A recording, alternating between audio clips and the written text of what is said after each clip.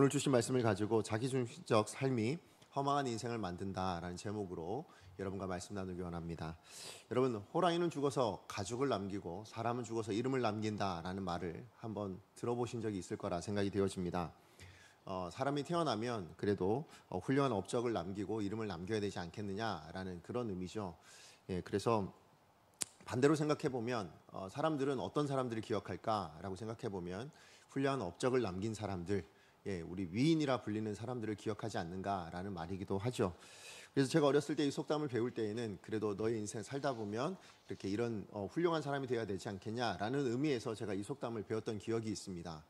그런데요, 제가 이 속담에 대해서 또 다른 한 생각을 하게 된 그런 계기가 있었습니다. 그게 뭐냐면 황산벌이라는 영화를 제가 보고 나서 다른 생각을 한번 해본 적이 있었습니다. 여러분, 황산벌 영화 혹시 기억하십니까? 그 계백, 그죠? 백제의 계백과 신라의 김유신이 이렇게 전쟁을 하는 이야기인데요. 사실 그게 좀 약간 퓨전 코미디 같은 그런 영화였습니다. 그래서 신라가 경상도 사람들이더라고요, 대부분. 그래서 거기는 경상도 사투리를 쓰고 있고, 계백은 그 백제가 전라도 사람들이더라고요. 그래서 전라도 사투리로 막 이렇게 막 싸우는 그런 영화였습니다. 근데 거기에 이제 하이라이트 장면이 뭐냐면, 뭐 이제 백제와 계백이 이제 막 황산벌에서 이제 싸우는. 근데 그 전에 백제의 계백이 이제 이 전쟁에서 진짜 이 백제가 이제 끝났구나라는 생각을 하게 됩니다. 그래서 자기 가족에게 가서 전쟁터에 나가기 전에 자기 가족에게 가서 먼저 죽도록 그렇게 종용하는 장면이 나와요. 자, 근데 그때 이제 아내와 아이들이 있는데 이제 독약을 갖다 줍니다, 먼저. 그러면서 이제 뭐라고 얘기하냐면 바로 이 얘기를 합니다. 호랑이는 죽어서 가죽을 남기고 사람은 죽어서 이름을 남긴다는데 먼저 가소 하면서 이제 독약을 줘요. 자, 근데 그 독약을 줬을 때 그때 그 아내가 한 말입니다. 그 아내가 그 자식들을 지키려고 그러면서 했던 말이 있어요. 그 말이 뭐였냐면 제가 그대로 좀 써서 그 대사를 가져왔거든요. 이게 사투리입니다. 그러니까 제가 이 전라도 사투리를 잘 몰라가지고 그래도 한번 따라 해볼게요. 멋이 어쩌고 아가리는 삐뚤어졌어도 말은 똑바로 씹으려야지. 호랭이는 가죽 땜시 뒤지고 사람은 이름 땜시 뒤지는 것이여 인간아, 라는 말이었습니다. 무슨 말인지 알아들으셨어요? 네, 이제 좀 이 말로 하니까 입은 삐뚤어졌어도 말은 똑바로 해야지. 호랑이는 가죽 때문에 죽는 거고 사람은 이름 때문에 죽는다. 이제 그런 이야기였어요. 사실 이게 저한테는 굉장히 그 영화 보는 내내 좀 이렇게 마음 한켠에 굉장히 남아있던 말이었습니다. 그래서 지금도 제가 기억할 정도로 그 말이 남아있었던 이유가 뭐냐면 정말 그럴 수 있겠다라는 생각이 든 거예요. 호랑이는 가죽 때문에 죽었겠구나. 그리고 사람은 이름 때문에 죽을 수도 있겠구나라는 생각이었습니다. 다시 얘기하면 사실 이름을 추구하고는 삶 자체가 틀린 건 아니잖아요. 그게 나쁜 건 아니지 않습니까? 내가 살다가 정말 명예로운 이름을 한번 남겨보고자, 훌륭한 업적을 좀 남겨보고자 그렇게 사는 삶 자체가 나쁘다라고 생각되어지진 않습니다. 그렇지만 만약에 그것만 추구하고 살다가는 결국 이런 일들이 일어날 수도 있겠구나라는 생각입니다. 다시 얘기하면 우리가 내 이름만 위해서 살고 내 명예를 위해서만 살다 보면 결국 그 인생의 끝이 허망해질 수도 있겠구나라는 생각을 해보게 된 것이죠. 사실 우리 이 땅에도 수많은 사람들이 그렇게 살아가는 분들이 많습니다. 자기 이름, 자기 일을 위해서 오직 자기만을 위해서 살다가 결국 가족을 잃어버리는 경우들도 있고요. 아니면 정말 건강을 잃어버리시는 분들도 제가 봤고, 또 심지어는 성도님들 중에서는 하나님에 대한 그 신앙 자체를 잃어버리시는 분들도 제가 보게 되었습니다. 사실 성경에도 보면 이런 삶의 태도를 가지고 살아가는 비극적인 인생들이 좀 나옵니다. 여러분, 대표적으로 말씀드릴 수 있는 게 출애굽했던 이스라엘 백성들이었던 것 같아요. 뭐냐면 모세가 이제 시내산에 올라가게 됩니다. 뭐하러 올라갔습니까? 하나님께서 부르셔서 십계명을 받으시려고, 그래서 이제 그 율법을 받으려고 올라갑니다. 근데 40일 동안 올라갔는데 내려오질 않는 겁니다. 그래서 내려오지 않으니까 뭘 하냐면 그 아론을 종용해가지고요, 결국 그들이 뭘 만들어냅니까? 우상, 송아지 형상을 만들어내게 됩니다. 자, 왜 만들었냐 했을 때 지금 40일 동안 이 모세가 올라갔는데, 우리를 인도한 지도자가 지금 40일 동안 올라갔는데 아무 소식이 없다. 이게 죽었는지 살았는지도 모르는데 이거 이러다 그냥 우리 망하는 거 아니냐. 그러니까 눈에 보이는 어떤 지도자, 그 신을 좀 만들었으면 좋겠다 해가지고 만들어낸 것이죠. 자, 그런데 이거는 표면적인 이유고요. 그러면 하나님께서 보시는 그 중심적인 이유가 뭐냐? 자, 그게 신명기 9장 16절 말씀이거든요. 우리 같이 한번 읽어보겠습니다. 시작. 내가 본즉 너희가 너희의 하나님 여호와께 범죄하여 자기를 위하여 송아지를 부어 만들어서 여호와께서 명령하신 돌을 빨리 떠났기로. 예, 중심적인 하나님께서 지금 바라보신 그 이유가 뭐였냐라고 하면 자기를 위해서였다라는 거죠. 예, 그러니까 지금 우리 이스라엘 백성들이 지금 지도자를 잃었다, 이게 중요한 게 아니에요. 지금 내 생각에 나를 위해서 지금 인도해줄 그런 지도자가 없다라는 것 때문에 결국 자기를 위해서 송아지를 부어 만들었고, 근데 자기를 위하는 그 삶의 결과가 뭘로 나타납니까? 여호와께서 명령하신 돌을 빨리 떠나게 되는, 결국 하나님을 잃어버리게 되는, 하나님의 말씀에서 멀어지게 되는 그런 결과를 낳고 있더라라는 것을 보게 되죠. 예, 맞아요. 지금 이스라엘 백성들에게 가장 중요한 지금 문제가 뭐냐면 우상을 만들었습니다. 이게 문제가 아니에요. 보다 그 근본적인 문제는 뭐냐면 자기를 위해 사는 삶인 거예요. 그러니까 신앙마저도 뭐냐면, 하나님을 믿는 이유도 뭐냐면 자기를 위해서 믿고 있다, 이런 삶의 태도가 문제라는 것이죠. 그렇게 자기 중심적으로 사는 삶의 태도로 결국 뭐가 나타나느냐? 그 신앙마저도 자기를 위해서 믿고 있고 자기를 위한 신앙으로 따지고 있고, 그러다 보니 하나님도 자기를 위해 이용하다가 결국 뭡니까? 하나님을 떠나보는, 하나님과 관계가 무너지는 그런 일들이 나타나더라라는 것을 보여주고 있죠. 이런 관점에서 보면 오직 자기를 위해서 그렇게 살다가 하나님을 떠나서 자기 인생이 허망하게 망하게 되는 대표적인 인생이 오늘 본문에도 나오죠. 누구입니까? 압살롬이죠. 오늘 본문은 예루살렘 성을 떠나고 이제 피난길에 올랐던 그 다윗이요, 마하나임이라는, 요단강을 건너 마하나임이라는 성에 들어가서 이제 자기 군대를 이제 완전히 정비하고, 그래서 이제 다윗을 쫓아 그렇게 길르앗에 진을 치고 있던 그 아들 압살롬과의 전쟁, 목숨을 건 그 전쟁에 대한 이야기입니다. 근데 압살롬은 이제 지금 압살롬과 그 전쟁터에 나가서 지금 뭐 하려고 하냐면 직접 이제 자기가 군을 이렇게 이끌려고, 그래서 지휘하려고 그렇게 마음을 먹었습니다. 자, 그런데 이런 다윗의 결단을 누가 만류하냐면 지금 자기 다윗의 부하들이 만류하고 있는 모습을 보아요. 자, 그게 오늘 사무엘하 18장 3절 말씀인데요. 우리 3절 말씀 같이 한번 읽어보겠습니다. 시작. 백성들이 이르되 왕은 나가지 마소서. 우리가 도망할지라도 그들은 우리에게 마음을 쓰지 아니할 터이요, 우리가 절반이나 죽을지라도 우리에게 마음을 쓰지 아니할 터이라. 왕은 우리 만병보다 중하시오니 왕은 성읍에 계시다가 우리를 도우심이 좋으니이다 하니라. 네, 사실 그 전쟁터에 왕이, 그 지휘자가 자기를 지휘해 주는 게 가장 좋지 않겠습니까? 그런데 오늘 이 다윗의 부하들은 그러지 않습니다. 아니요, 지금 그게 중요한 게 아니라 당신이 지금 살리는 게 중요합니다. 무슨 얘기예요? 이 부하들은 다윗이 그만큼 중요하다, 그러니까 정말 아끼고 그렇게 충성스러운 마음에서 만류하고 있는 모습을 봅니다. 자, 그런데 이 부분 안에서는 단지 그것만이 문제가 아니라 또 한편으로는 이 전쟁의 핵심이 뭔가를 지금 꿰뚫어 보고 있는 거죠. 부하들이 뭡니까? 이 전쟁은 다윗이든 압살롬이든 둘 중에 하나가 죽으면 뭐예요? 끝날 전쟁입니다. 그죠? 이 전쟁에선 그 지휘자 누가 왕이 되냐, 이게 문제잖아요. 자, 그러니까 그 둘 중에 한 사람이 죽어버리면 더 이상의 문제가 일어나지 않게 되어지죠. 자, 그런데 만약에 다윗이 직접 참전하다가 혹여라도 죽임을 당하게 되면 그럼 뭡니까? 지금까지 자기들이 다윗을 따랐던 그 모든 수고와 노력이 헛될 수 있으니까, 그러니까 이제 아니요, 그냥 나가지 않으셨으면 좋겠습니다라고 만류하고 있죠. 게다가 이 전쟁은 사실 다윗의 입장에 보면 누구와의 전쟁입니까? 압살롬과의 전쟁인데 그 압살롬은 아들이었습니다. 자, 그러니까 다윗 앞에서 이 아들 압살롬을 죽이려고 애쓰고 노력하는 모습을 부하들이 보여줘야 되는 거예요. 그게 다윗을 우리가 정말 사랑하는 사람들 입장에서 뭐예요? 그게 편하진 않을 거잖아요. 그죠? 다윗이 아들 죽이는 부하들의 모습을 봐야 된다라는 것. 그래서 결국 그 아들이 죽임을 당하는 일을 만약에 혹여나 보게 된다면 그 다윗의 마음이 얼마나 아프겠습니까? 자, 그러니까 그것들을 이제 부하들이 염두에 뒀던 거죠. 그게 부담이 되었을 테니까요. 뿐만 아니라 실제로 다윗도 뭐냐면 이 아들에 대한 그것이 여전히 있었어요. 그러다 보니까 이 전쟁이 그르칠 수도 있겠구나라는 생각이 부하들에게 있었던 것 같습니다. 그래서 이 다윗이 실제로 이제 다윗이 그 아들에 대한 정이 있었던 모습이 나오는데요. 자, 그게 이제 5절 말씀입니다. 백성들 앞에 그 모습이 보여져요. 같이 한번 읽어봅니다. 시작. 왕이 요압과 아비새와 이때에게 명령하여 이르되 나를 위하여 젊은 압살롬을 너그러이 대우하라 하니 왕이 압살롬을 위하여 모든 군 지휘관에게 명령할 때 백성들이 다 들으니라. 네, 지금 자신을 위해서 목숨을 걸고 지금 나가는 부하들한테 뭐라고 얘기합니까? 예, 이 전쟁의 원흉이잖아요. 어떻게 보면 이 전쟁의 지금 상대 적의 반역의 주동자잖아요. 그 압살롬은 뭐 하라고요? 죽이지 말고 너그러이 대하라고 이야기합니다. 아니 지금 저 압살롬 때문에 이 모든 사단이 난 거거든요. 그러면 압살롬을 빨리 죽여야 끝날 일이잖아요. 이 전쟁은 그래야 맞춰질 일입니다. 그런데 그 전쟁에 자기 목숨을 걸고 지금 전쟁터에 나아가는 자기 부하들한테 뭐라고 얘기합니까? 그 상대편의 적장이 되는 그 압살롬을 죽이지 말고 너그러이 대해야 달라라고 이야기하니 이 부하들의 입장에서 뭡니까? 사기가 떨어질 수밖에 없죠. 아니 지금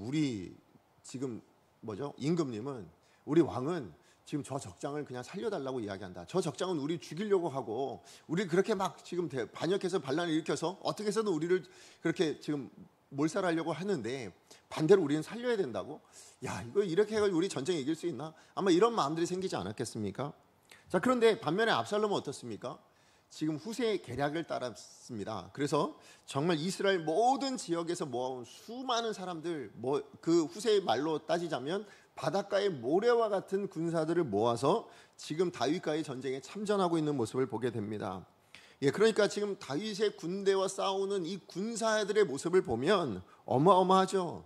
예, 정말로 수많은 군사들과 함께 바닷가의 모래와 같은 군사들과 함께 지휘자였던 압살롬이 그 앞에 당당하게 나오고 있는 모습을 봤을 때 이 다윗의 군대의 입장에서는 굉장히 좀 마음이 힘들어질 수 있지 않겠습니까?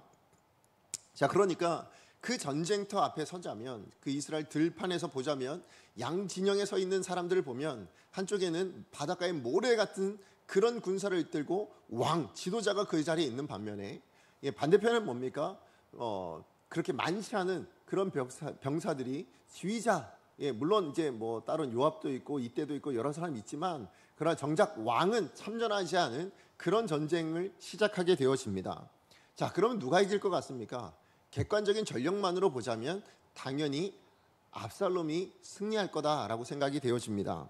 자, 그런데 우리가 알고 있듯이 오늘 본문의 이 전쟁은 어떻게 끝납니까? 압살롬의 패배로 끝납니다. 압살롬의 군대의 패배로 끝나게 되어집니다. 이 압살롬의 군대는 무려 2만 명이나 죽게 되어지죠. 뿐만 아니라 무엇보다 문제는 압살롬 자신이 뭐예요? 죽음을 당하게 된다라는 것이죠. 정말 어이없는 죽임을 당하게 됩니다. 아니 어떻게 이런 결과가 있을 수 있었는가? 아니 어떻게 이런 일들이 일어날 수 있는가? 아니 누가 봐도 객관적으로 보자면 지금 다윗의 군대는 어느 정도 됩니까? 그 백성들의 말로 보자면 우리가 아까 읽었던 3절 말씀에 보자면 우리 10,000명보다도 다윗이 중요합니다라고 이야기하는 거 보면 한 10,000명 정도의 숫자가 있지 않았을까라는 생각을 해보게 됩니다. 자, 그러니까 지금 10,000명 정도 되는 그 다윗의 군대 사람들 10,000명 그래도 많다라고 생각되어질 수 있지만 그러나 그 전쟁터의 바닷가의 모래와 같은 그런 압살롬의 군대와 비교해 보면 정말 소수의 사람들이 모여 있다라고 해도 과언이 아니죠. 근데 그 소수의 사람들이 왕도 참여하지 않은 전쟁입니다. 왕은 지금 마하나임 성에 그냥 그대로 머물러 있는 그 상태입니다. 백성들이 만류해서 나오지 않은 상태예요. 자, 그리고 그 왕은 또 뭐라고요? 우리의 아들은 좀 살려줘라 라고 해서 백성들의 사기까지 다 꺾어놓은 그런 전쟁입니다. 자, 그럼에도 불구하고 이 다윗의 군대가 오히려 승리하게 된 이유가 어디 있는가? 어디 있을까요? 우리가 알지만 그것은 하나님의 도우심이죠. 하나님의 은혜입니다. 우리 8절 말씀 같이 한번 읽어볼까요? 8절을 한번 읽어봅니다. 시작. 그 땅에서 사면으로 퍼져 싸웠으므로 그날에 수풀에서 죽은 자가 칼에 죽은 자보다 많았더라. 2만 명의 군사들이 죽었는데요. 그 2만 명의 군사들 중에 뭐예요? 칼에 죽은 자보다 수풀에 죽은 자가 더 많았다라고 이야기를 합니다. 무슨 이유에서 수풀에 죽었는지 몰라요. 어쩌다가 수풀에서 죽었는지 모릅니다. 다만 그 수풀에서 칼이 아니라 수풀에 의하여 죽었다라는 말은 결국 다윗의 군대가 잘 싸워서 승리한 거다라고 말할 수 있습니까? 그럴 수 없다라는 것이죠. 오히려 뭐라고 생각할 수 있어요? 하나님께서 이 자연, 이 수풀을 통해서 이 다윗의 군대로 승리하게 만들어 주셨구나라는 것을 오히려 보여주고 있는 내용이다라는 것이죠. 예, 하나님이 간섭하여 주셔서 그래서 다윗이 이 전쟁에서 승리할 수 있었다. 이것을 지금 말해주고 있다라는 것이죠. 자, 그렇다면 중요한 것은 하나님은 왜 이 다윗의 군대를 이기게 하셨는가? 아니, 왜 하나님은 이 압살롬의 군대로 패배하게 만드셨는가라는 것입니다. 솔직하게 생각해 보면 여러분, 둘 다 하나님의 백성들이잖아요. 그렇지 않습니까? 지금 압살롬의 군대는 이방 민족입니까? 아닙니다. 압살롬의 군대도 하나님의 백성들, 이스라엘 백성들입니다. 뿐만 아니라 사실 이 다윗의 군대도 뭡니까? 하나님의 백성들입니다. 그러니까 하나님의 백성들 간의 싸움인데 지금 다윗의 군대는 승리한 거고요. 지금 압살롬의 군대는 패배하게 되었다라는 것이죠. 자, 그렇다면 분명히 이 전쟁은 누가 어느 전쟁에서 어느 군사들이 더 잘 싸워서 어느 전략을 잘 세워서 그래서 승리한 게 아니에요. 오늘 우리가 살펴봤지만 하나님이 간섭하셔서 하나님이 역사하여 주셔서 그 전쟁의 승패가 갈렸다라고 한다면, 그렇다면 하나님은 왜 다윗의 군대로 승리케 만드시며 압살롬의 군대는 패배케 만드셨는가? 그 이유가 분명히 있지 않겠습니까? 자, 그래서 오늘 여러 가지 이유가 있겠지만 오늘 본문을 통해서 확인할 수 있는 이 다윗과 압살롬이라는 두 인물의 삶의 태도를 통해서 왜 하나님은 다윗의 군대를 승리케 하셨고 압살롬의 군대로는 패배하게 만드셨는가? 이것을 좀 두 가지로 살펴보고자 합니다. 자, 첫 번째예요. 우리 다윗의 태도를 통해서 알 수 있는 건 뭐냐면 내가 아닌 너, 내가 아닌 하나님을 위한 선택이 승리를 얻게 만들었다라는 것입니다. 여러분, 압살롬의 반란에 의해서 다윗은 지금 왕으로서의 권위가 땅에 떨어졌죠. 뿐만 아니라 아버지로서의 권위도 땅바닥에 떨어져 있는 상태입니다. 다윗의 권세는 어떻습니까? 지금 바람 앞에 놓여져 있는 등불 같습니다. 그냥 촛불 같아요. 그래서 언제 꺼져도 이상하지 않을 상황까지 몰려서 도망자의 신세로, 그래서 마하나임까지 도망와 있는 상태 아닙니까? 자, 그런데 이제 후세를 비롯해서 여러 사람의 도움에 의해서 다윗이 뭐 합니까? 이제 자기를 정비할 수 있는 시간, 자기의 군대를 좀 정비할 수 있는 시간을 가지게 되었습니다. 그래서 다윗이 자기의 군대를 재정비하죠. 그리고 심지어 주변에 있는 많은 사람들이 다윗을 도와줍니다. 필요한 먹을 것도 갖다 주고, 그래서 다윗의 군대들도 다 이제 전쟁을 치를 수 있는 준비가 되어지고 있는 것을 보게 됩니다. 자, 이것은 뭐예요? 다윗에게 주어진 기회입니다. 어쩌면 마지막 기회가 될 수 있는 절호의 기회, 그죠? 마지막, 이제 이 전쟁에서 승리하면 다윗은 왕으로 계속 이어질 수 있겠지만 이 전쟁에서 패배하게 된다면 다윗은 이제 왕권에서 내려올 뿐만 아니라 자기도 어떻게 죽음을 당할 수 있는 그런 상황입니다. 자, 그러니까 다윗은 이 지금의 기회를 놓치지 않으려고, 그래서 전쟁에 능한 백정노단답게 어떻게 합니까? 지금 자기가 함께 있는 이 군사들을 지금 1000부장, 100부장을 세워서 그렇게 재정비를 하고 있습니다. 게다가 이제 장군 셋을 세워서요, 군사를 셋으로 나눕니다. 그렇게 해서 이제 전쟁을 준비하고 있는 것을 보게 됩니다. 무엇보다 지금 다윗 자신이 뭐합니까? 지금 열의를 가지고 있습니다. 내가 이 기회를 놓치지 않겠다, 내가 이 기회에 반드시 승리하겠다라는 그런 열의를 가지고 그 전쟁터에 참여하려고 하는 모습을 보게 됩니다. 그래서 뭐 하는 거예요? 이 군대에 내가 진두지휘하겠다. 그래서 2절 마지막에 뭐라고 했었습니까? 우리 아까 읽어봤지만 내가 반드시 너희와 함께 나아가리라. 지금 뭐예요? 내가 이 전쟁터에 나가서 이 기회를 놓칠 수 없다. 내가 같이 나가서 이 전쟁을 반드시 승리해야 되겠다. 이런 마음으로 지금 전쟁터에 참여하려고 한단 말이죠. 이런 다윗의 모습을 보면 사실 이전까지 다윗의 모습과는 좀 달라진 모습인 것 같아요. 아니, 예전에 다윗이 왕이 되어서 그 이방 나라와 싸웠을 때의 모습으로 좀 돌아간 그런 모습으로 보여집니다. 그죠? 왕이 전쟁터에 자기 군대를 이끌고 나아가서 참전하는 것, 사실 그 모습은요, 어떻게 보면 왕이라면 당연히 해야 될 일입니다. 그 당시 왕이라면 당연히 자기가 가장 앞장서서 나아가서 그 군대를 진두지휘하는 것, 이게 왕이라면 가져야 될 책임적인 모습이에요. 자, 그런데 지금 다윗에게는요, 이 전쟁터에 참여하려고 하는 보다 근본적인 이유가 더 있었습니다. 단지 왕의 책임을 다시 한번 회복해야 되겠다, 이런 마음만이 아니고요, 내가 이 백성들과 함께 나아가야 되겠다, 이런 마음 때문만은 아니고 더 근본적인 이유가 하나 더 있었습니다. 그게 뭐냐면 자기가 과거에 저질렀던 범죄가 있었죠. 지금 이 모든 일에 발단이 되었던 원인이 하나 있었습니다. 그게 뭐였어요? 바세바를 범하는 거였죠. 그리고 우리아의 바세바의 남편이었던 우리아를 죽이는 일이었습니다. 자, 근데 그 일이 어떻게 해서 시작되었습니까? 모든 이스라엘 백성들이 전쟁터에 나가 있는 동안에 다윗은 어디에 머물렀어요? 왕궁에 머물러 있다가 이 모든 일들이 일어났잖아요. 자, 그러니까 지금 자기가 있어야 될 자리에서 자기가 감당해야 될 책임을 감당하지 못했을 때에 이 모든 사단이 일어났단 말이죠. 그리고 지금 그 일로 인해서 지금까지 오게 되어진 것 아닙니까?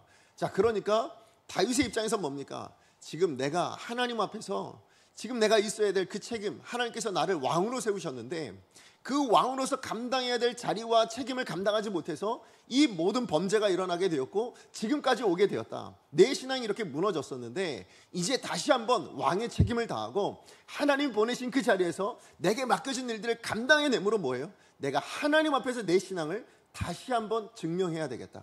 내 신앙이 다시 돌아왔습니다. 저 이제 하나님 맡기신 일들 하나님의 뜻대로 감당하는 사람 되겠습니다. 이걸 보여주고 싶었거든요. 누구한테요? 하나님 앞에요.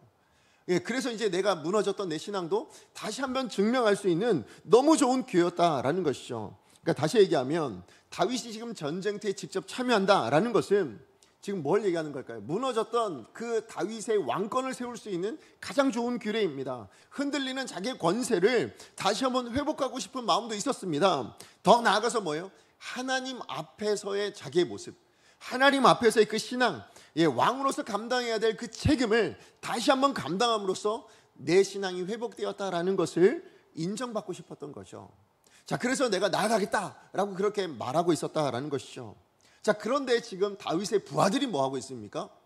그 마음을 몰라주는 거죠. 어떻게 보면 아니요, 그래서는 안 됩니다. 당신 지금 나아가야 될 때가 아니라 지금은 오히려 멈춰야 될 때입니다. 지금은 당신은 우리와 함께 나아가야 될 때가 아니라 이 자리에 머물러 계시는 것이 더 좋겠습니다 라고 이야기를 합니다.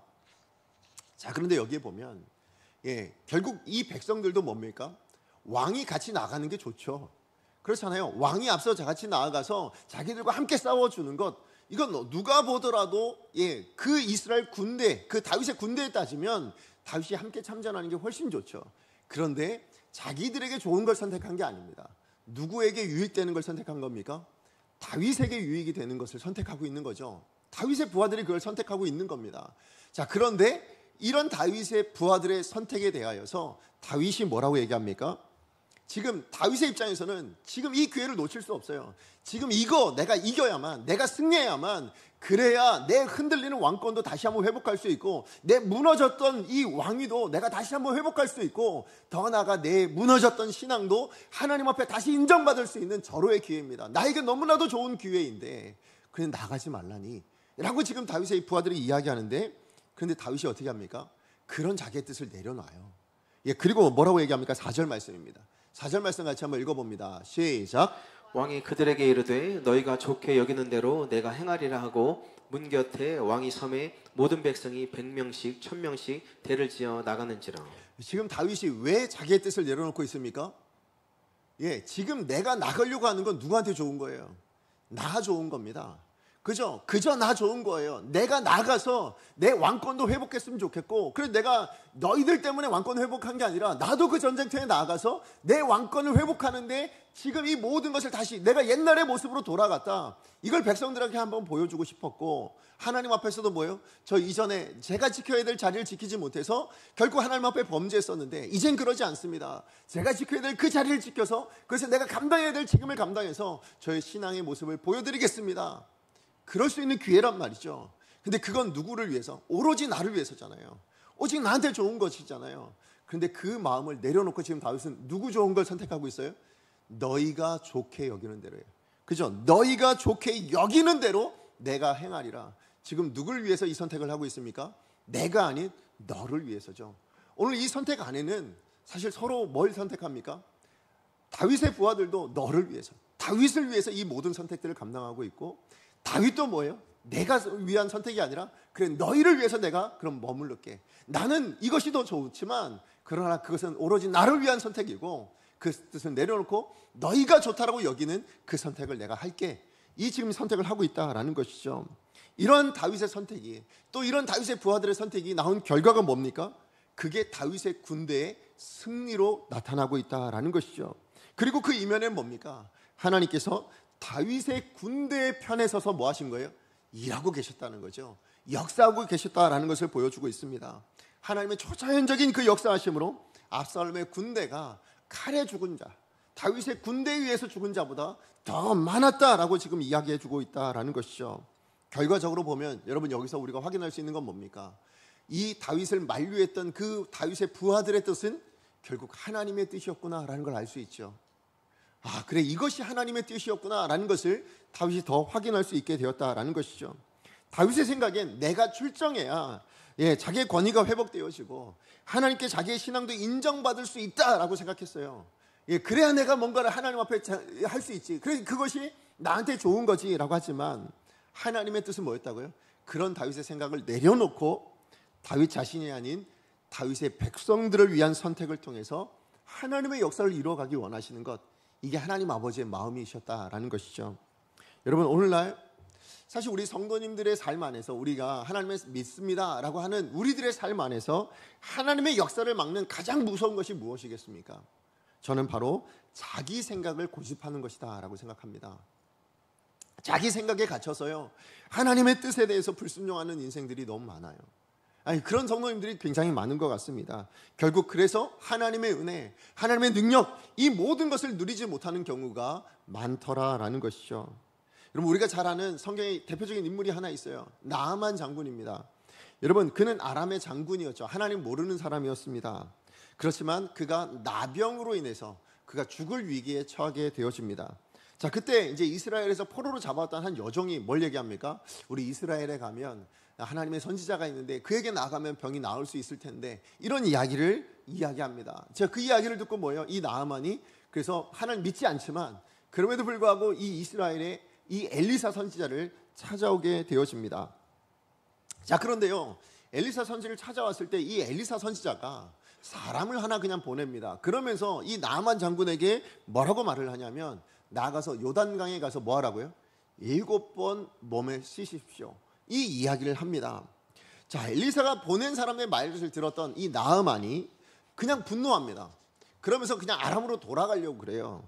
자, 왜 그랬을까요? 이유가 뭐였을까요? 자, 그 이유가 열왕기하 5장 11절 말씀이에요. 우리 같이 한번 읽어봅니다. 시작. 나아만이 노하여 몰러가며 이르되 내 생각에는 그가 내게로 나와 서서 그의 하나님 여호와의 이름을 부르고 그의 손을 그 부위 위에 흔들어 나병을 고칠까 하였도다. 지금 나아만이 굉장히 분노하면서 그냥 아람으로 돌아가려고 하는 이유가 뭐 있습니까? 자기 생각 때문입니다. 그죠? 지금 내 생각은 이러해야 된다라고 생각이 되어지는데, 고작 사람 보내가지고 나한테 이 요단강에서 그냥 7번 씻으라고? 우리나라에 강이 없냐? 우리나라의 강은 훨씬 더 좋은데, 그런데 지금 이 요단강에서 자기 나와보지도 않고 나를 뭘로 생각하는 거야? 이런 마음이에요. 그러니까 자기 생각에 빠져서 뭡니까? 지금 이 분노함으로 지금 하나님의 큰 일을 경험하지 못할 위기에 놓여져 있게 되잖아요. 자, 그런데 그때 그 나아만에게 함께했던 부하들이 만류합니다. 그러면서 뭐라고 얘기합니까? 아니, 선지자가 더 큰 일을 시켰어도, 그랬어도 지금 하실 판인데, 아니, 이거 시켰다고 지금 못합니까? 그것 때문에 화를 내십니까? 한번 해보시면 되지 않습니까? 하고 그래 만류를 합니다. 자, 그랬을 때 이제 뭐요? 이 말을 듣고 나아만이 내 생각을 내려놓습니다. 그래, 내는 이렇게 하면 이렇게 하고 이렇게 해야 될 거라 생각했는데 그 생각을 내려놔요. 그리고 뭐합니까? 그 종들의 말을 듣고 그대로 요단강에 가서 7번을 씻습니다. 어떤 일이 일어납니까? 깨끗하게 나음을 받는 기적 같은 일이 일어나게 되어지죠. 맞아요. 언제나 내 생각대로 되기를 바라는 마음, 그 마음에 매여 있으면, 거기에 갇혀져 있으면 뭐예요? 하나님의 은혜, 하나님의 능력, 하나님의 뜻이 우리 안으로 들어올 것이 없어요. 우리 삶 안에 들어올 방법이 없어지게 된다라는 것이죠.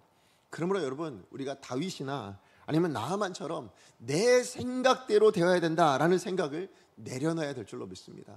이 생각을 내려놓을 때 뭐예요? 나보다 너를 위한 선택이 되어질 때, 나보다 하나님을 위한 선택을 우리가 감당하게 되어질 때, 그런 삶 안에 누가 들어오시는 거예요? 하나님이 역사하시는 겁니다. 하나님이 들어오셔서 하나님께서 우리로 상상할 수 없는 방법이죠. 어떻게 칼이 아니라 수풀에서 죽을 수 있습니까? 그러나 그런 일들을 하나님이 만들어 가시더라. 아니, 요단강에서 7번 씻는 것이 어떻게 나병을 낫게 할 수 있는가? 그것은 우리로 몰라요. 그러나 하나님이시니까 하시더라고요. 그런 역사를 만들어 가시더라라는 것이죠. 그러면 오늘 저와 여러분, 우리 인생에서 정말 하나님 주시는 은혜와 능력, 그 승리를 누리기를 원하신다면, 그렇다면 뭐예요? 우린 다윗처럼이죠. 어떤 삶의 태도예요? 내가 아니라 내 생각에 갇혀져 있지 않기를 원합니다. 내 생각만을 고집하지 않기를 원합니다. 하나님도 여러분의 생각으로 재단하지 않기를 원합니다. 내 생각은 내려놓고 너를 위한 생각, 우리를 위한 생각, 더 나아가 하나님의 뜻이 무엇인가를 묻고 그것을 선택할 때에 하나님의 역사가 여러분 삶 안에 일어나게 될 줄로 믿습니다. 자, 그런가 하면 두 번째예요.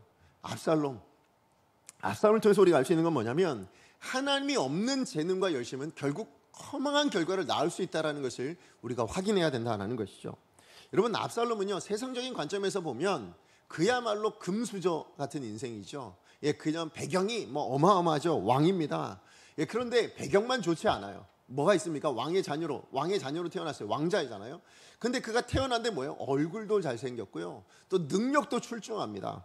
그래서 정말 사람들이 압살롬의 외모와 그 실력들을 보고서 뭐라고 얘기합니까?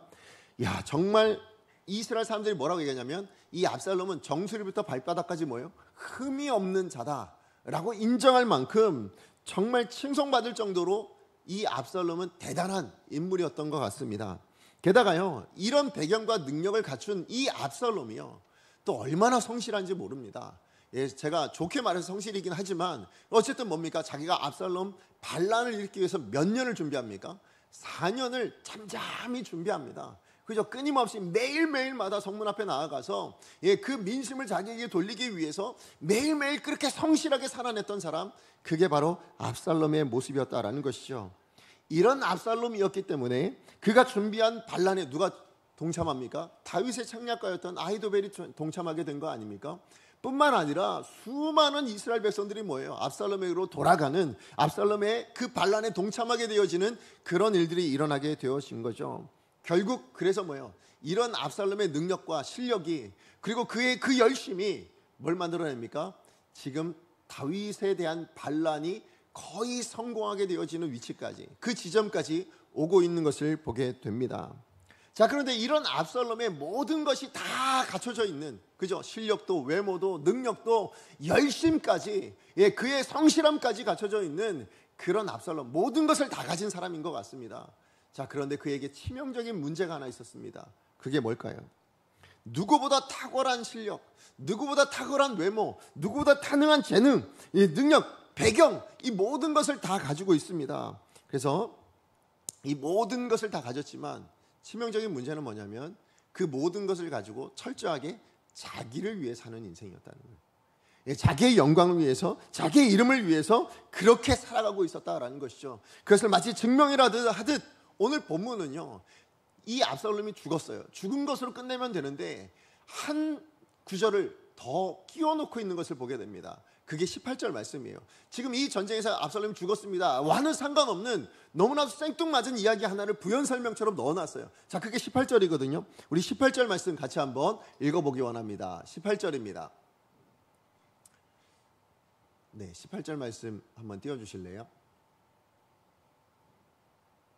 네, 같이 한번 읽어보겠습니다. 시작.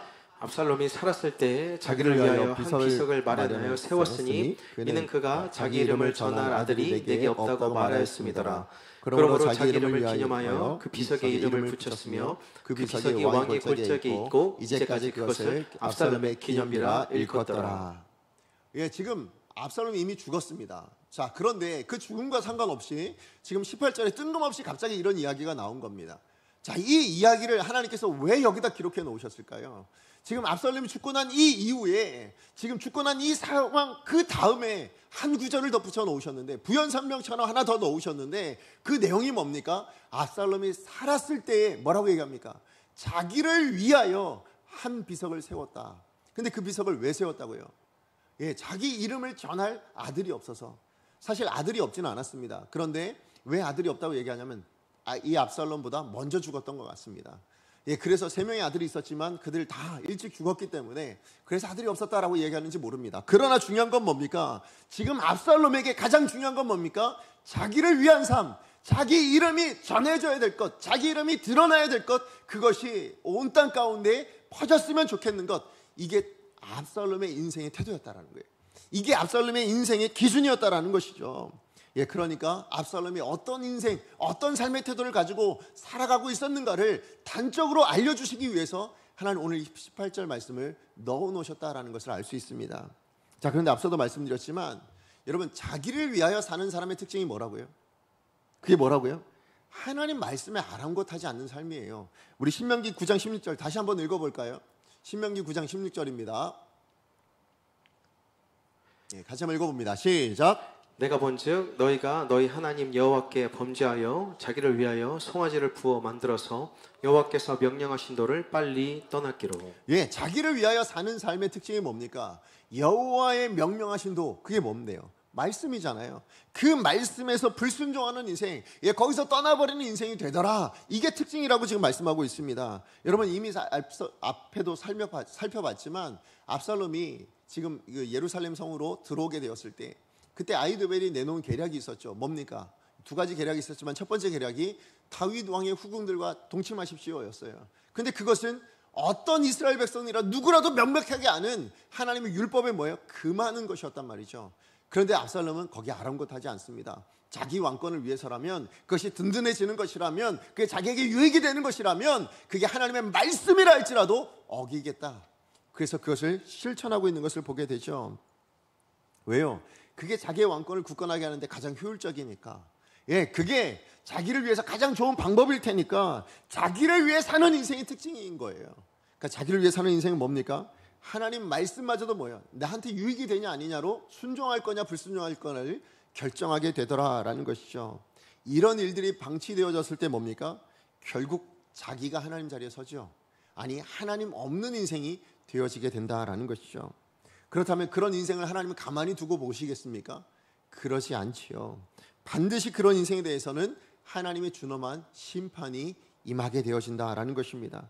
오늘 본문에서도 하나님 말씀에 불순종하여 오직 자기를 위해 살았던, 자기 이름이 드러나길 위해 살았던 이 압살롬은 허망한 죽음으로 심판을 받고 있는 것을 보게 됩니다. 여러분, 어떻게 죽습니까? 다윗의 부하들과 맞닥뜨리게 되어지니까 이 압살롬이 도망을 가죠. 뭐 타고요? 노새를 타고 도망가다가 어떻게 돼요? 상수리 나무 가지에 그 머리가 걸려서, 그래서 거기에 달린 채 죽임을 당하게 되었다라고 그렇게 이야기하고 있는 것을 보게 됩니다. 여러분, 근데 이 상수리 나무에 달려서 거기에서 죽었다라는 이 내용은요, 굉장히 상징적인 의미를 가지고 있습니다.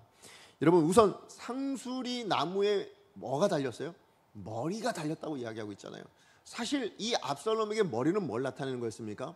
압살롬이 얼마나 탁월한 사람인가를 상징적으로 보여준 것이 그게 머리였습니다. 그런데 자기의 탁월함 때문에 뭐예요? 그것 때문에 죽임을 당하게 되었노라 라고 이야기해주고 있어요. 게다가 여러분, 이 나무에 달려 죽는 것은요, 여러분 신명기 21장 말씀에 보시면 나무에 달려 죽는 자는 하나님께서 저주를 받게 되었다라고 해요. 그러니까 하나님의 저주받은 자라고 이야기합니다. 여러분, 나무에 달려 죽은 자는 하나님의 저주를 받은 자라고 말씀하시는 게 신명기 23장에 나와, 21장에 나와요. 자, 그러니까 지금 이 압살롬이요, 이 상수리 나무에 자기의 머리가 달려서 그래서 거기에서 죽었다라는 내용은 뭡니까? 그 탁월함이 자기를 위하여 사용되어지는 인생의 그 끝이 뭐라는 겁니까? 하나님의 저주. 예, 우리 이미 살펴봤지만 하나님이 아히도벨의 계략을 선택하지 않게 하신 이유가 뭐였어요? 이 압살롬에게 화를 내리게 하시려고 라고 이야기합니다. 결국 이 상수리 나무에 죽은 이유는 뭡니까? 하나님의 저주와 화를 당하였기 때문에 그로 말미암아 이 압살롬은 나무에 달려 죽는 이 어처구니 없는 허망한 인생의 끝을 보게 되었다라는 것이죠. 예, 맞아요. 하나님을 망각한 채 오직 자기를 위해서 열심으로 살아내는 인생, 자기의 재능, 그 뛰어난 모든 탁월한 것들을 사용해서 살아낸다 할지라도 그것이 잠시 잠깐 반짝거릴 수 있을지 몰라도 그러나 결국은 하나님의 심판으로 인해서 허무한 인생 살게 되어진다라는 거죠. 이런 인생을 우리는 뭐라고 얘기할까요? 저는 바벨탑 같은 인생이다라고 말할 수 있을 것 같습니다. 여러분, 창세기 11장 말씀에 보면 바벨탑 사건이 나오잖아요. 사실 그 사건의 배경은 뭡니까? 노아의 홍수 이후에 이 사람들이 이제 더 이상 흩어지고 싶지 않은 거예요. 이제 어떤 문제, 어떤 홍수가 나더라도 우리 여기서 흩어지지 말자 해서 뭐합니까? 자기들이 가지고 있는 최고의 기술과 그 최고의 방법들, 지혜들, 지식들을 동원해가지고 뭐합니까? 그래서 탑을 쌓기로 합니다. 성읍을 쌓기로 해요. 근데 그 성읍을 어디까지요? 하늘 꼭대기까지 쌓기로 이야기합니다. 왜요? 더 이상 어떤 홍수가 나도 살아남아야 되니까, 흩어지지 말아야 되니까. 그래서 지금 그 성을 쌓아요. 자, 그런데 그 성을 쌓는 게 단지 흩어지지 않기 위하냐? 그게 전부가 아니었어요. 우리 4절 말씀 같이 한번, 창세기 11장 4절입니다. 같이 한번 읽어봅니다. 시작. 또 말하자, 자, 성읍과 탑을 건설하여 그 탑 꼭대기를 하늘에 닿게 하여 우리 이름을 내고 온 지면에 흩어짐을 면하자 하였더니. 지금 이 바벨탑을 쌓는 사람들의 목적이 어디 있었습니까? 우리 첨단의 지식들 가지고, 그래서 뭐가 나오냐면 3절 말씀에 보시면 거기에 뭐예요? 우리 돌을 대신해서 우리가 벽돌을 굽자, 그리고 우리가 진흙을 대신해서 역청으로 쌓자 해가지고 자기들이 가지고 있는 최대의 지식들을 다 사용합니다. 그 당시 최고의 지식들을 다 사용해서 그 성읍들을 만들어가는 일들을 합니다. 이런 지식들, 이런 모든 기술력들을 총동원해가지고, 그래서 뭐예요? 이 탑을 쌓으면 우리가 얼마나 대단한 사람들인지 알지 않겠냐, 우리가 얼마나 위대한 사람들인지 알지 않겠냐. 결국 뭐예요? 자기의 이름을 떨치고자 함이죠. 이게 목적이었다라는 거예요. 자, 그런데 이런 일들에 대해서 여러분, 그 당시에 우리 인생이 가지고 있는 기술력이 얼마나 뛰어나든, 능력이 얼마나 뛰어나든, 그래서 그들이 뭘 만들어냈든, 그러나 그것이 하나님 앞에서 뭐예요? 허망한 것이 되더라라는 것이죠. 하나님이 내려오셔서 흩으니까 뭐예요? 그 흔적조차 남지 않는 그런 것들을 보여주고 있습니다. 맞아요. 이유가 뭘까요? 왜 하나님께서 그 모든 것을 흩으셨을까요? 오직 자기들을 위해서, 오직 자기의 이름을 위해서 그렇게 하나님을 떠나 산 인생에 대하여서는 하나님 반드시 심판하시기 때문이죠. 바라기는 오늘 우리 강서의 모든 성도님들, 여러분, 우리 이름을 내는 것, 그게 나쁜 건 아닙니다. 그러나 그것만을 위해서 사는 인생, 그러다가 하나님마저도 떠나는 인생이 되어진다면 그것은 하나님 반드시 심판하실 것입니다. 우리의 인생은 허망하게 끝나게 될 수도 있다라는 것이죠.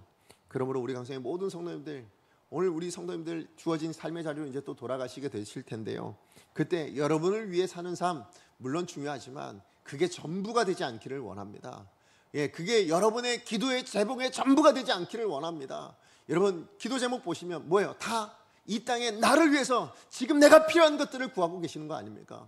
여러분, 우리 기도 제목 안에 나를 위한 것도 있어야 되겠지만 우리 기도 제목 안에 뭐가 있어야 됩니까? 내 이름, 내가 지금 필요한 것, 이거를 뛰어넘어서요, 오늘 다윗의 인생으로 가야 되지 않겠습니까? 너를 위해서, 누군가 우리에게 주어진 가족들을 위해서, 아니면 우리 주변 교회를 위해서, 아니면 우리 주변의 나라를 위해서, 더 나아가 하나님을 위해서, 우리의 기도 제목이 더 확장되어질 수 있는, 그래서 우리의 인생의 태도가 압살롬과 같은 인생이 아니라 다윗과 같은 인생의 태도를 살아낼 수 있는 저와 여러분 되어지기를 간절히 축복합니다. 말씀의 결론을 맺습니다. 앞서 말씀드렸던 호랑이는 죽어서 가죽을 남기고 사람은 죽어서 이름을 남긴다라는 말씀. 세상 사람들은요, 그래서 자기의 이름을 남겨보려고 그렇게 애쓰고 수고하고 살아가고 있습니다. 그러나 정작 하나님 앞에서는 뭘까요? 허망한 인생일 수밖에 없다라는 것을 알게 되어지죠. 자, 그러므로 성도된 우리는 어떻게 살아야 될까요? 우리에게 주어진 우리의 삶 안에서 우리도 우리의 이름을 드러내면서 사는 것도 필요하겠지만, 그러나 그것이 과연 전부일까? 그것이 과연 우리에게 어떤 유익이 되어질까요? 여러분, 여러분의 자녀들에게 여러분의 인생 가운데 뭔가를 남기신다면 뭘 남기시겠습니까? 많은 재산을 남기면 좋을까요? 물론 우리 자녀들이 편리해지겠고 편안해지게 좀 편리하게 살아갈 수 있겠죠. 이런 많은 지식을 남기면요, 우리의 후세대들에게 또 보다 좋은 무엇인가를 되어줄 수도 있겠죠. 그러나 그것은 허망해질 수 있다는 거죠. 그 재산이, 여러분, 그 지식이 우리 인생의 건강을 보장해 줄 수 있던가요? 우리의 삶의 영원한 삶을 보장해 줄 수 있던가요? 그럴 수 없다라는 것이죠.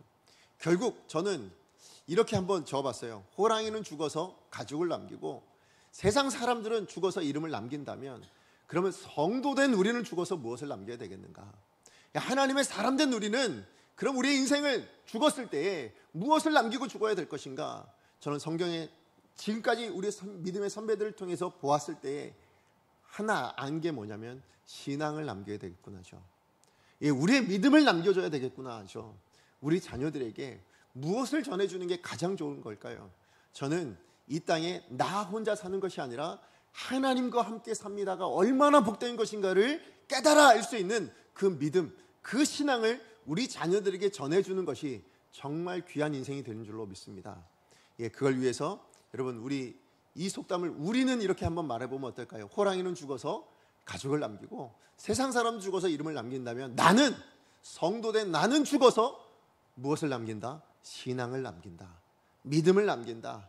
그런 우리의 삶이 되어지기를 간절히 축복합니다. 그럴 때에 하나님께서 뭐예요? 압살롬처럼 대하지 않으신다라는 거죠. 그런 인생을 살아가는 하나님의 사람들에게 뭐예요? 다윗처럼 그 인생 가운데 하나님의 역사와 하나님의 일들을 이루어내실 것이다. 그것이 오늘 저와 여러분 우리의 인생이 되어지기를.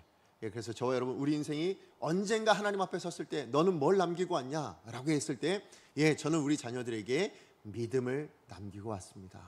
우리 자녀들에게 신앙을 남기고 왔습니다. 우리 자녀들에게 하나님과 함께 사는 삶이 무엇인가를 남겨주고 왔습니다.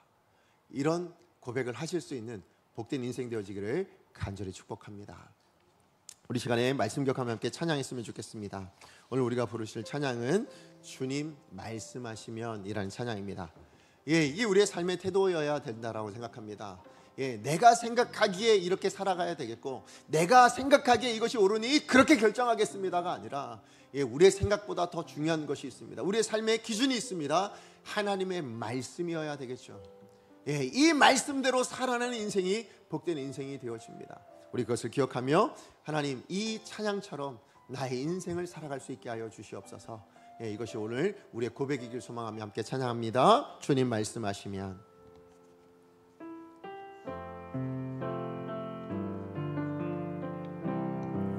주님 말씀하시면, 주님 말씀하시면 내가 나아가리라. 주님 뜻이 아니면 내가 멈춰서리다. 나의 가고 서는 것 주님 뜻에 있으니, 오 주님 나를 이끄소서. 주님 말씀하시면, 주님 말씀하시면 내가 나아가리다. 주님 뜻이 아니면 내가 멈춰서리다. 나의 가고 서는 것 주님 뜻에 있으니, 오 주님 나를 이끄소서. 뜻하신 그곳에 나 있기 원합니다. 이끄시는 대로 순종하며 살리니, 연약한 내 영혼 통하여 일하소서. 주님 나라와 그 뜻을 위하여, 뜻하신 그곳에 나 있기 원합니다. 이끄시는 대로 순종하며 살리니, 연약한 내 영혼 통하여 일하소서. 주님 나라와 그 뜻을 위하여, 오 주님 나를 이끄소서. 오 주님 나를 이끄소서. 오 주님 나를. 우리 다시 한번 마지막으로 고백합니다. 오 주님 나를 이끌어 주시옵소서. 오 주님 나를 이끄소서. 우리 시간에 말씀 기억하며 함께 기도하기를 원합니다. 여러분, 우리 하나님을 믿는 사람들입니다. 그런데 지금까지 살아왔던 여러분의 삶의 태도, 여러분의 삶의 방향은 무엇을 향해, 어디를 향해 달려가고 계십니까? 혹시 여러분 자신을 위해서만 살아가고 계신 것 아닙니까? 아니면 여러분이 꿈꾸는 그 가정만을 위해서만, 아니 무엇인가 꿈을 이룬 그 꿈만을 위해서만 살아가고 계신 것은 아닙니까? 여러분, 그렇다면 우리 하나님 앞에서 우리의 삶의 방향을 다시 한번 돌아볼 수 있는 이 시간 되었으면 좋겠습니다. 우리의 삶의 기준이 내가 꿈꾼 그것이 아니라, 내가 바라는 그것이 아니라, 하나님이 내게 뭘 원하시는가, 하나님 내게 무엇을 남기길 원하시는가, 그래서 우리가 한번 돌아볼 수 있었으면 좋겠습니다. 그래서 세상 사람들처럼 가죽, 아니 뭐 이름 이것이 아니라 하나님, 저는 하나님과 함께 살았던 이 신앙의 삶, 이 믿음의 삶, 이것을 남기기 원합니다. 그래서 압살롬처럼 살아가는 인생 되지 않고 내 인생의 끝이 압살롬처럼 되어지지 않기를 원합니다. 하나님 앞에 섰을 때에, 그 자리에 섰을 때에 하나님, 저 다윗과 같은 인생으로 살았습니다. 다윗처럼 하나님의 역사하심으로, 하나님의 은혜로, 하나님의 능력으로 함께하는 인생을 살았습니다. 이것을 세상 가운데 우리 자녀들에게 남기는 인생이 되었습니다. 이런 고백을 할 수 있는 오늘 이 시간 우리의 삶이 되어야 되지 않겠습니까? 우리 시간에 기도할 때 하나님, 저 정말 그렇게 살기를 원합니다. 하나님, 내가 아닌 하나님을 위한 선택, 내가 아닌 하나님 나라를 위한 선택, 내가 아닌 하나님의 뜻을 붙들 수 있는 나의 인생 되게 하여 주시옵시고, 내가 어떤 열심을 살아낸다 할지라도 그것이 하나님 없는 것이면 허망한 것인 줄 깨닫고 정말 내 열심이 하나님 뜻 안에서 하나님과 함께하는 복된 열심이 될 수 있게 하여 주셔서 내 안에 신앙을 남길 수 있는, 신앙을 우리 자녀들에게 유산을 남길 수 있는 그런 인생 되게 하여 주시옵소서. 주여 능력을 주옵소서. 우리 한번 주여 하나님 앞에 기도합니다. 주여 능력을 주옵소서. 사랑하는 감사합니다. 오늘도 주신 말씀을 통해서 우리의 삶을 하나님 어떻게 살아야 될지에 대해서 우리의 삶의 방향을 다시 한번 점검해 볼 수 있도록 도와주셔서 감사를 드립니다. 하나님, 우리 인생이 다윗과 같은 인생이 되어질 수 있는가 하면 하나님 압살롬과 같은 인생이 되어질 수도 있습니다. 아니, 하나님을 아는 자들이지만, 하나님의 백성들이지만, 그러나 여전히 우리의 삶 안에는, 우리 내면 안에는 다윗처럼 살고 싶어하는 마음의 태도도 있지만 압살롬처럼 살고 싶어하는 태도도 있다는 것을 우리가 알게 되어집니다. 하나님, 그러나 우리 내면 안에서 이 두 싸움 안에서 하나님 다윗처럼 살아낼 수 있는 복된 인생이 되게 하여 주시옵소서. 하나님, 정말 압살롬처럼 살 수 있는 그런 인생이 되지 않기를 원합니다. 이 두 마음 안에서 하나님, 정말 다윗과 같은 인생을 선택할 수 있는, 그래서 하나님 우리의 인생 안에 하나님 여러 가지를 남길 수 있겠지만, 그러나 하나님, 우리는 죽어서 신앙을 남깁니다. 우리는 죽어서 하나님 믿음을 남깁니다. 우리는 죽어서 하나님과 함께하는 그 삶을 우리 자녀들에게 남겨주고 싶습니다. 후세에게 남겨주고 싶습니다 라고 하나님 그렇게 고백할 수 있는 그런 우리들이 될 수 있도록 주님 축복하여 주시옵소서. 하나님의 사람들은 다릅니다. 하나님의 사람들은 세상과 다릅니다. 이것을 하나님 오늘도 말씀을 통해서 하나님 아버지의 말씀으로 우리가 확인하게 되었습니다. 하나님, 우리 감사의 모든 성도님들 삶에 주어진 자리에서 하나님 그 다름을 드러낼 수 있는 복된 인생들이 되게 하여 주시옵소서. 우리의 뜻대로가 아니라 하나님 아버지가 말씀하시면 갑니다. 하나님 뜻이 아니면 멈춰서겠습니다. 하나님, 이것이 우리의 삶의 태도가 되게 하여 주셔서 하나님의 역사하심이, 하나님의 일하심이 오늘 우리 인생 가운데 누려지는 복된 우리 성도님들 되어질 수 있도록 주님 도와주시옵소서.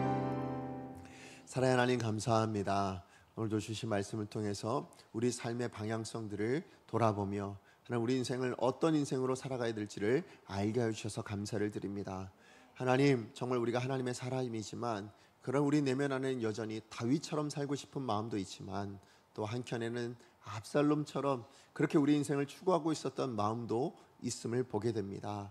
이 두 마음이 우리 안에서 여전히 싸웁니다. 우리의 삶 안에서 매일매일 싸우고 있는 것을 보게 됩니다. 하나님, 그럴 때 이 압살롬이 이기는 인생 되지 않게 하여 주시옵소서. 우리 내면 안에서도 하나님, 압살롬과 같은 마음이 이기는 것이 아니라 다윗과 같은 마음이 이길 수 있는 복된 인생이 되게 하여 주시옵소서. 그래서 나 좋은 것, 내 생각에 갇혀 살아가는 인생이 되지 않게 하여 주시옵시고, 오히려 하나님, 너를 위한 것, 우리를 위한 것, 더 나아가 하나님을 위한 것을 선택하며 그 하나님의 뜻대로 살아내는 복된 인생이 될 수 있기를 소망합니다. 주님이 말씀하시면 갑니다. 하나님, 주님의 뜻이 아니면 멈춰 서겠습니다. 하나님, 이 다윗의 삶을 우리가 매일매일 살아낼 때에 하나님의 일하심이, 하나님의 역사하심이 우리 인생의 삶 안에 하나님 곳곳마다 담겨지는, 누려지는 귀한 축복의 삶이 되어질 줄로 믿습니다. 오늘 우리 예배하는 강성의 성도님들 또 한 주간을 살아낼 때에 그 삶의 자리자리마다 하나님, 우리 그 발걸음마다 하나님이 동행하여 주셔서 이 하나님의 역사하심을 누릴 수 있는 복된 인생들 될 수 있도록 축복하여 주시옵소서. 그래서 우리 인생의 마지막 자리에 섰을 때 너는 무엇을 남기고 왔는가? 라고 물을 때, 호랑이는 가죽을 남겼고 세상 사람들은 이름을 남겼지만 저는 하나님 앞에서 하나님과 동행하는 그 신앙의 삶을 남겼습니다. 믿음을 우리 자녀들에게 남겨주고 왔습니다 라고 고백할 줄 아는 복된 인생 되게 하여 주시옵소서. 예수님의 이름으로 기도합니다. 아멘.